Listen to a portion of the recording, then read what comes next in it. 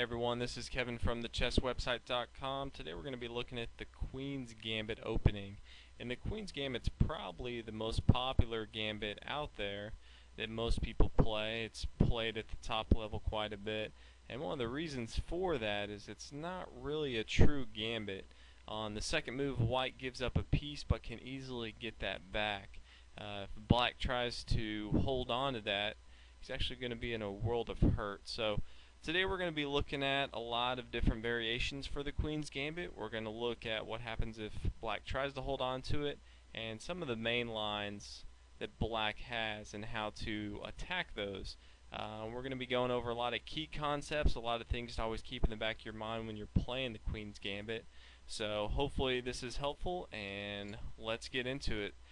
Starts out with pawn to d4, black responds pawn d5, and immediately black plays pawn to c4. Now this does a couple things.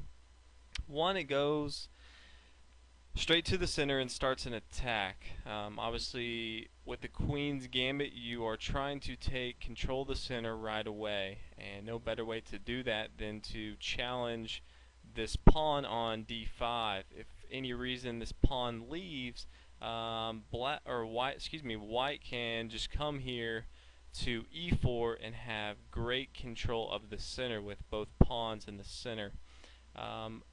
Real quick, we're going to go over what happens if black tries to take and hold on to it. So black can take, and we'll go over some various lines here in a minute. White can easily just come with a simple move, pawn to e3. Now this sets up for a bishop to just go ahead and take back this piece, and this pawn is nicely placed. It's defending this pawn on d4, getting ready for this attack on c4. Now if black decides he wants to hold on to it, let's say he comes down with his pawn to b5, white can simply respond with a4, attacking this on b5. Black can always take, but then after we take, this pawn is still hanging on c4 and it eventually will fall. Now black sometimes will make an error in the game and will play pawn to c6, and after white captures, black captures, thinking he's adding another defender to this, but now white has a little trap, and it's a devastating move. And it's just simply queen to f3, eyeing down this rook on a8, and there's really nothing black can do to counter that. He can't put his bishop here because it'll be taken. All he can really do to stop this is move his knight, which will be captured, and then he'll usually move his bishop here to block the check, and his rook is safe, but he's just lost a minor piece.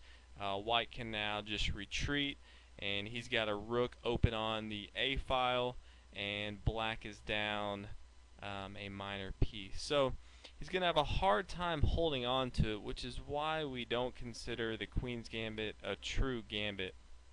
Now taking the pawn at the beginning is not a bad move at all, as we see here.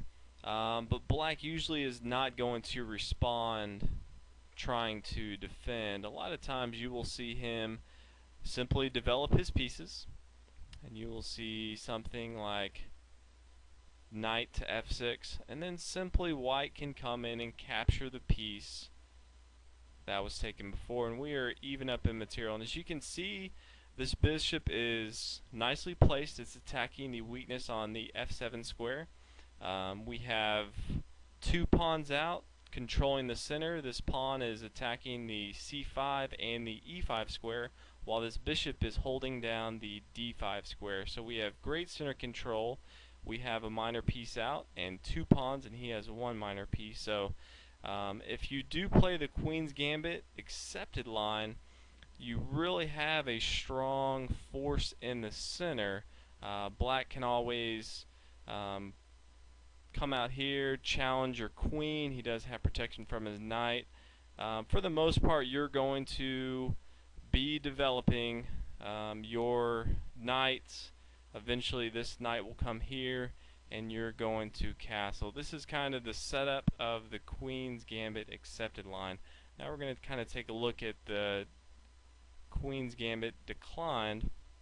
Now this is a lot more common. A lot of players now are playing the Queen's Gambit decline line, and it normally starts with a move like e6. This is kind of the most common move at top level play, and what it does is if white tries to take on d5, black can simply come back, and he's got great center control. He's holding down this e4 square.